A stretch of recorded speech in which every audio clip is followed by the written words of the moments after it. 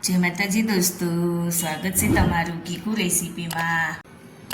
તો આજે આપણે જોતાં જ ખાવાનું મન થઈ જાય એવા મકાઈના પકોડા બનાવીશું। એકદમ સરસ એવા મકાઈના પકોડા બનાવીને તૈયાર કરીશું। તો મકાઈના પકોડા બનાવવા માટે આપણે 2 નંગ મકાઈ લીધી છે, મીડિયમ સાઈઝની નાની આપણે મકાઈ લીધી છે। તો મકાઈને આપણે આવી રીતે ઉપરનો ભાગ કાઢી લઈશું અને આવી રીતે નીચેનો ભાગ પણ થોડો કાઢી લઈશું। બીજી મકાઈમાંથી પણ આપણે એવી જ રીતે ઉપરનો ભાગ કાઢી લઈશું અને નીચેનો ભાગ પણ કાઢી લેવાનો છે। આવી રીતે ઉપર નીચેનો ભાગ કાઢી લઈશું અને હવે આપણે આવી રીતે મકાઈના દાણા કાઢી લઈશું। આવી રીતે દાણા કાઢી લેવાના છે।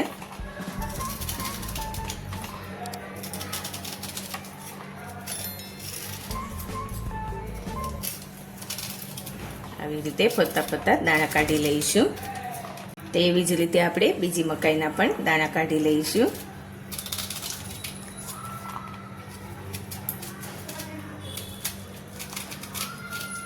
તો આપણે મકાઈના દાણા કાઢી લીધા છે। હવે આપણે દાણાને આવી રીતે થોડા થોડા ચાકુએથી કટ કરી લેવાના છે। આવી રીતે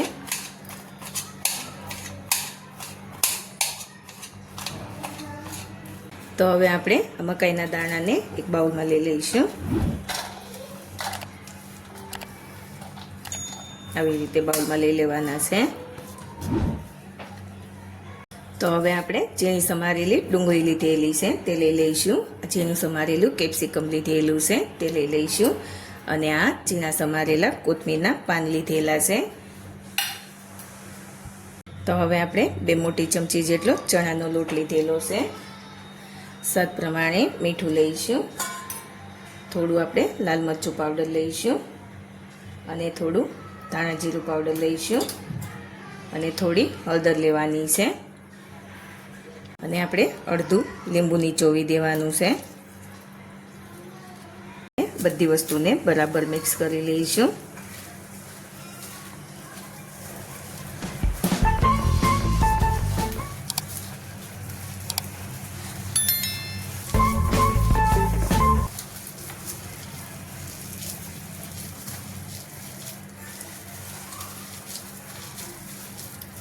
જોઈ શકો છો આપણે જરા પણ પાણી નથી લીધું તો પણ સરસ એવું લોટમાં બાઇન્ડિંગ આવી ગયું છે। પાણીનો ઉપયોગ આપણે નથી કરવાનો।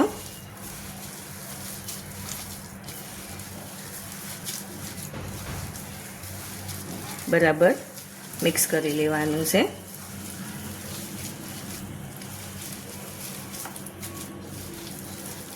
જોઈ શકો છો એકદમ સરસ એવું બાઇન્ડિંગ આવી ગયું છે, ભજીયા પડે એવું બાઇન્ડિંગ આવી ગયું છે।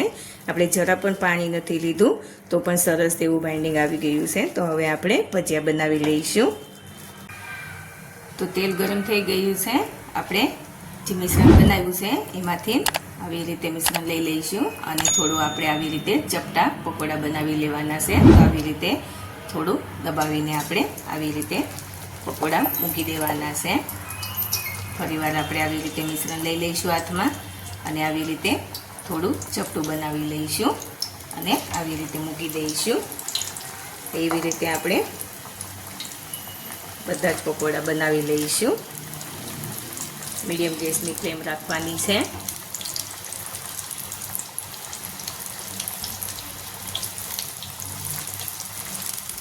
જેટલા કઢાઈમાં આવે એટલા આપણે મૂકી દઈશું પકોડા।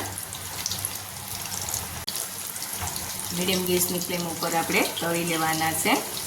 તો આપણે હવે ફેરવી લઈશું।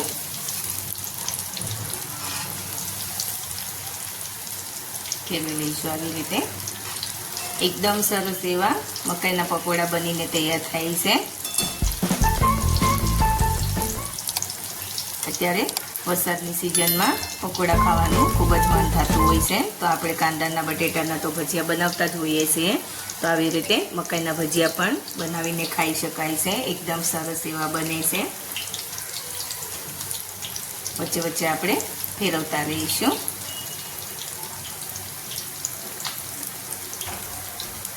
બે થી 3 મિનિટમાં આપણા પકોડા સરસ એવા તળાઈ જશે। તો જોઈ શકો છો પકોડાનો કલર બદલાઈ ગયો છે। એકદમ સરસ એવા આપણા પકોડા તળાઈ ગયા છે. આપણે પ્લેટમાં લઈ લઈશું. જોઈ શકો છો એકદમ સરસ એવા પકોડા તળાયા છે. આપણે આવી રીતે પ્લેટમાં લઈ લઈશું. તો એવી રીતે આપણે બીજા પકોડા પણ તળી લેવાના છે.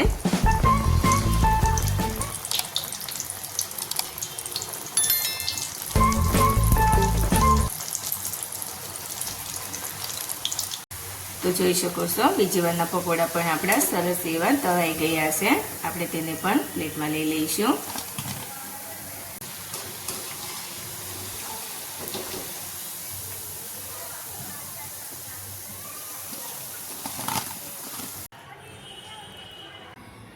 તો આપણે પકોડાને પ્લેટમાં લઈ લઈશું.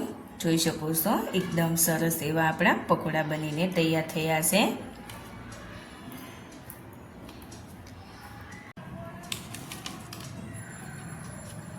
આવી રીતે આપણે બધા પકોડાને પ્લેટમાં લઈ લઈશું.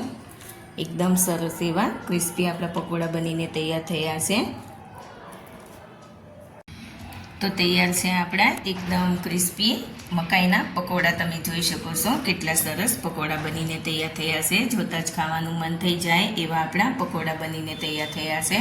તો તમે પણ અત્યારે વરસાદની સિઝનમાં આવી રીતે મકાઈના પકોડા ઘરે જરૂરથી બનાવજો અને મારી ચેનલને લાઈક શેર અને સબસ્ક્રાઈબ કરીને બેલ આઇકન જરૂરથી દબાવજો અને કોમેન્ટ કરીને કહેજો કે મકાઈના પકોડા કેવા બન્યા છે.